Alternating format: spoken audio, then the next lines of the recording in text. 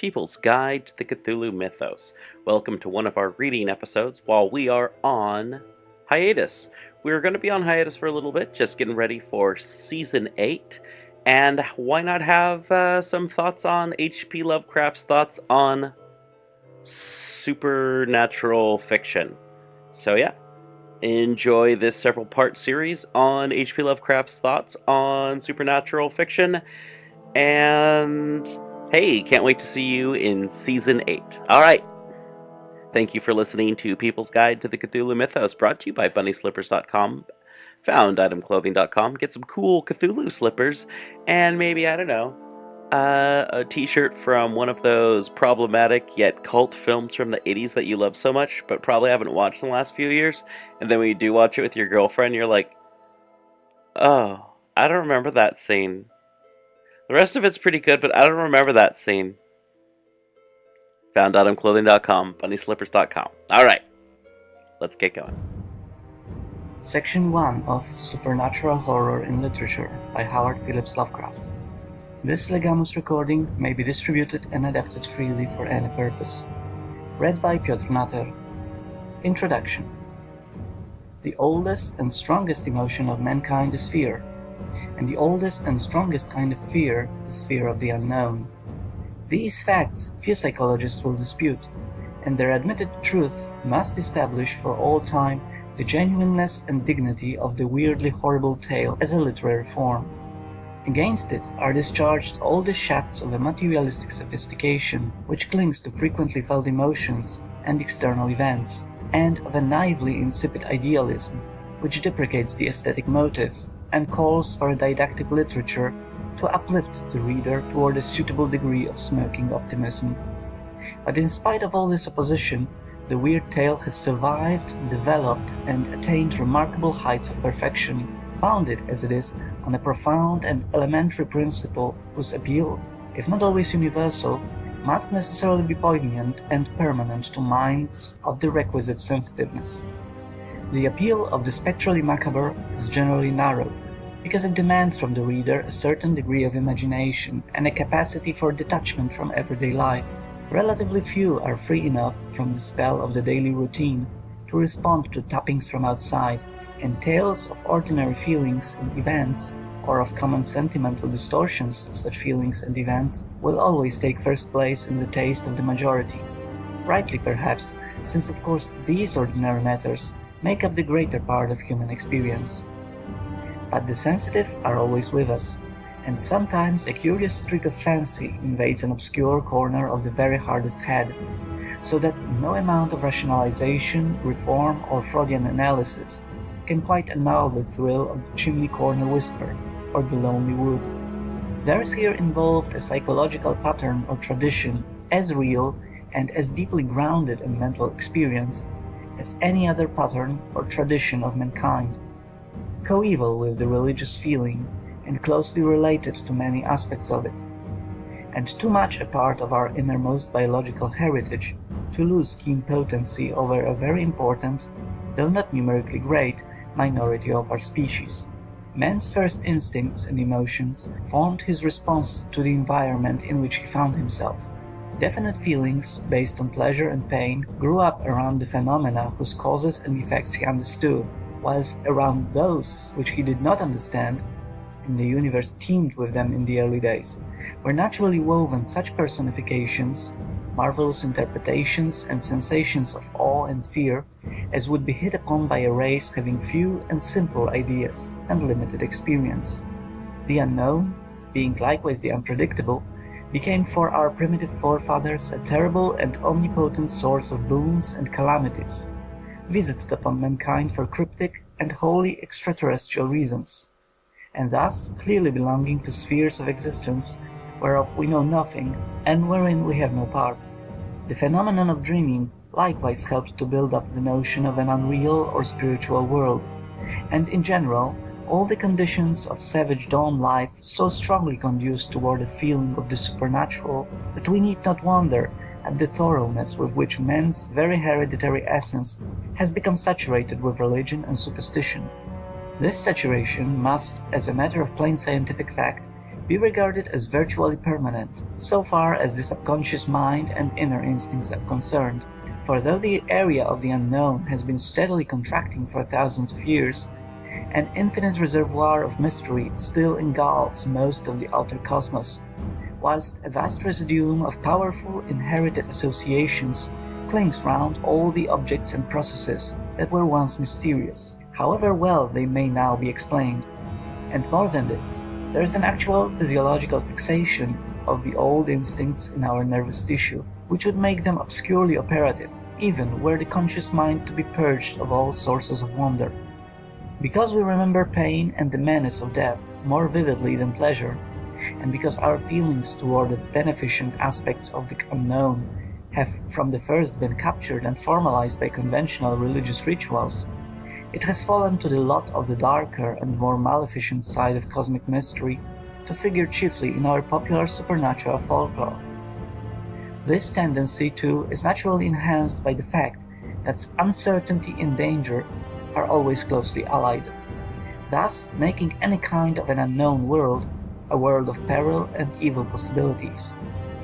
When to this sense of fear and evil the inevitable fascination of wonder and curiosity is superadded, there is born a composite body of keen emotion and imaginative provocation, whose vitality must of necessity endure as long as the human race itself. Children will always be afraid of the dark, and men with minds sensitive to hereditary impulse will always tremble at the thought of the hidden and fathomless worlds of strange life which may pulsate in the gulfs beyond the stars, or press hideously upon our own globe in unholy dimensions, which only the dead and the moonstruck can glimpse. With this foundation, no one need wonder at the existence of a literature of cosmic fear. It has always existed, and always will exist, and no better evidence of its tenacious vigor can be cited than the impulse which now and then drives writers of totally opposite leanings to try their hands at it in isolated tales, as if to discharge from their minds certain phantasmal shapes which would otherwise haunt them. Thus Dickens wrote several eerie narratives, Browning the hideous poem Childe Roland, Henry James The Turn of the Screw, Dr. Holmes the subtle novel Elsie Venner, F. Marion Crawford The Upper Berth, and a number of other examples, Mrs. Charlotte Perkins Gilman, social worker, The Yellow Wallpaper, whilst the humorist W. W. Jacobs produced that able melodramatic bit called The Monkey's Paw. This type of fear literature must not be confounded with a type externally similar but psychologically widely different, the literature of mere physical fear and the mundanely gruesome. Such writing, to be sure, has its place, as has the conventional or even whimsical or humorous ghost story, where formalism or the author's knowing wink removes the true sense of the morbidly unnatural. But these things are not the literature of cosmic fear in its purest sense. The true weird tale has something more than secret murder, bloody bones, or a sheeted form clanking chains according to rule. A certain atmosphere of breathless and unexplainable dread of outer unknown forces must be present, and there must be a hint, expressed with a seriousness and portentousness becoming its subject, of that most terrible conception of the human brain, a malign and particular suspension or defeat of those fixed laws of nature which are our only safeguard against the assaults of chaos and the demons of unplumbed space. Naturally, we cannot expect all weird tales to conform absolutely to any theoretical model. Creative minds are uneven, and the best of fabrics have their dull spots. Moreover, much of the choicest weird work is unconscious, appearing in memorable fragments scattered through material whose massed effect may be of a very different cast. Atmosphere is the all-important thing, for the final criterion of authenticity is not the dovetailing of a plot, but the creation of a given sensation. We may say, as a general thing, that a weird story whose intent is to teach or produce a social effect, or one in which the horrors are finally explained away by natural means, is not a genuine tale of cosmic fear. But it remains a fact that such narratives often possess, in isolated sections, atmospheric touches which fulfill every condition of true supernatural horror literature. Therefore, we must judge a weird tale not by the author's intent or by the mere mechanics of the plot, but by the emotional level which it attains at its least mundane point. If the proper sensations are excited, such a high spot must be admitted on its own merits as weird literature, no matter how prosaically it is later dragged down. The one test of the really weird is simply this: whether or not there be excited in the reader a profound sense of dread and of contact with unknown spheres and powers, a subtle attitude of awed listening, as if for the beating of black wings or the scratching of outside shapes and entities on the known universe's utmost rim. And of course, the more completely and unifiedly a story conveys this atmosphere, the better it is as a work of art in the given medium. The dawn of the horror tale.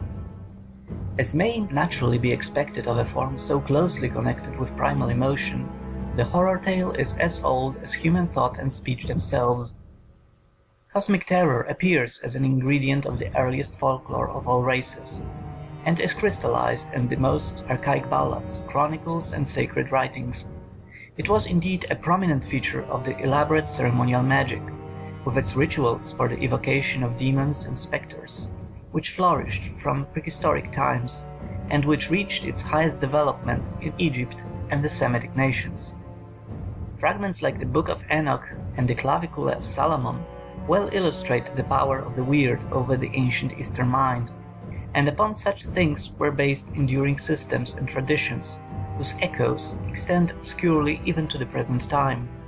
Touches of this transcendental fear are seen in classic literature, and there is evidence of its still greater emphasis in a ballad literature, which paralleled the classic stream but vanished for lack of a written medium. The Middle Ages, steeped in fanciful darkness, gave it an enormous impulse toward expression, and East and West alike were busy preserving and amplifying the dark heritage, both of random folklore and of academically formulated magic and Kabbalism, which had descended to them. Witch, werewolf, vampire, and ghoul brooded ominously on the lips of bards and grandam, and needed but little encouragement to take the final step across the boundary that divides chanted tale or song from the formal literary composition. In the Orient, the weird tale tended to assume a gorgeous coloring and sprightliness which almost transmuted it into sheer fantasy. In the West, where the mystical Teuton had come down from his black boreal forest, and the Celt remembered strange sacrifices in druidic groves, it assumed a terrible intensity and convincing seriousness of atmosphere, which doubled the force of its half-told, half-hinted horrors. Much of the power of Western horror lore was undoubtedly due to the hidden, but often suspected presence of a hideous cult of nocturnal worshippers, whose strange customs, descended from pre-Aryan and pre-agricultural times when a squat race of Mongoloids rode over Europe with their flocks and herds, were rooted in the most revolting fertility rites of immemorial antiquity. This secret religion, stealthily handed down amongst peasants for thousands of years despite the outward reign of the Druidic, Greco-Roman, and Christian faiths in the regions involved, was marked by wild witches' Sabbaths in lonely woods and atop distant hills on Walpurgis Night and Halloween, the traditional breeding season of the goats and sheep and cattle, and became the source of vast reaches of sorcery legend, beside provoking extensive witchcraft prosecution, of which the Salem affair forms the chief American example. Akin to it in essence, and perhaps connected with it in fact, was the frightful secret system of inverted theology or Satan worship, which produced such horrors as the famous Black Mass, whilst operating toward the same end we may note the activities of those whose aims were somewhat more scientific or philosophical, the astrologers, Kabbalists, and alchemists of the Albertus Magnus or Raymond Lully type, with whom such rude ages invariably abound. The prevalence and depth of the medieval horror spirit in Europe, intensified by the dark despair which waves of pestilence brought, may be fairly gauged by the grotesque carvings slyly introduced into much of the finest later ecclesiastical work of the time, the demoniac gargoyles of Notre Dame and Mont Saint-Michel being among the most famous specimens. And throughout the period, it must be remembered there existed amongst educated and uneducated alike a most unquestioning faith in every form of the supernatural, from the gentlest doctrines of Christianity to the most monstrous morbidities of witchcraft and black magic.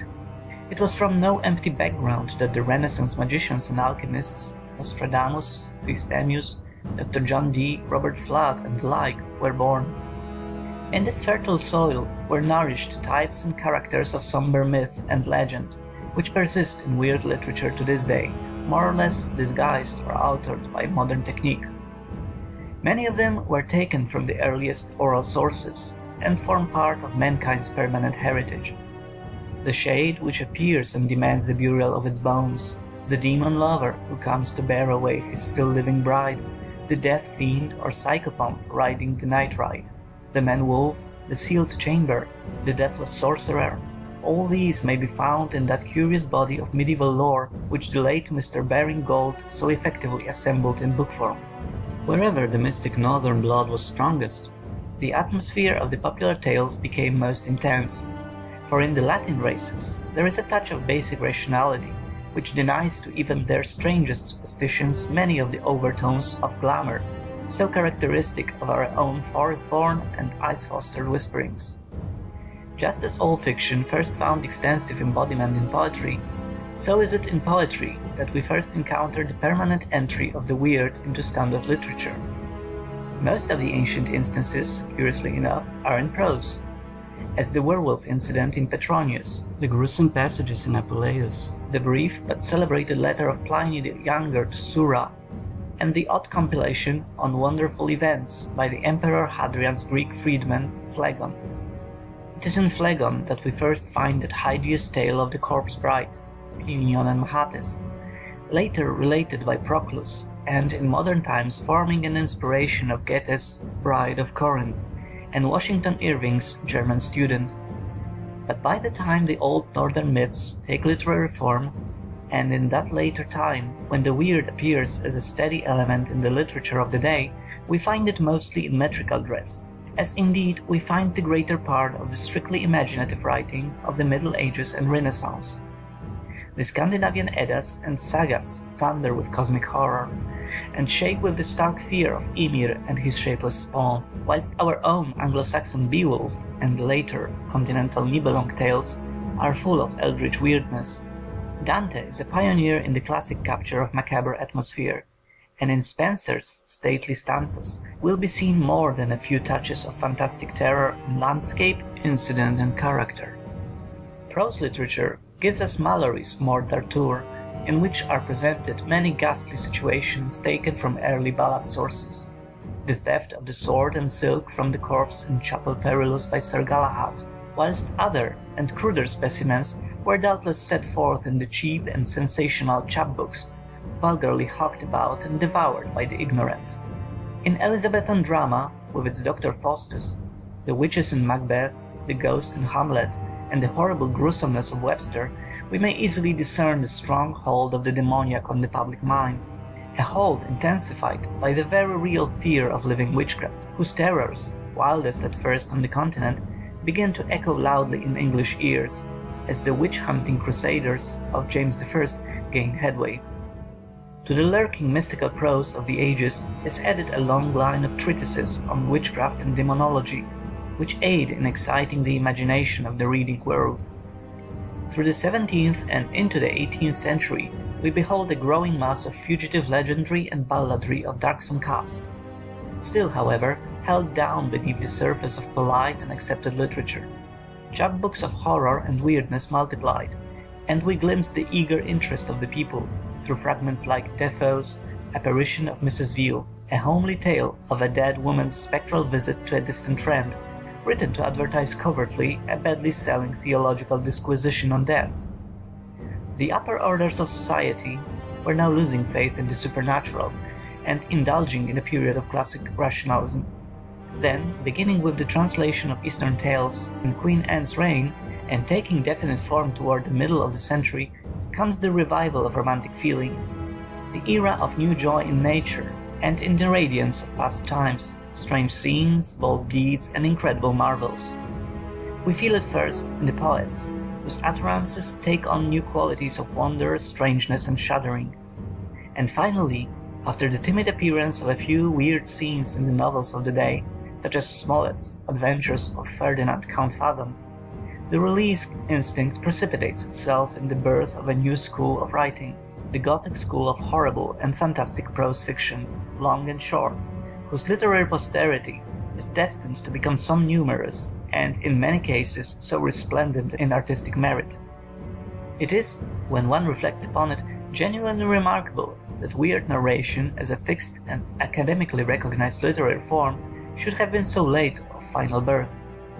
The impulse and atmosphere are as old as man, but the typical weird tale of standard literature is a child of the 18th century. End of section 2.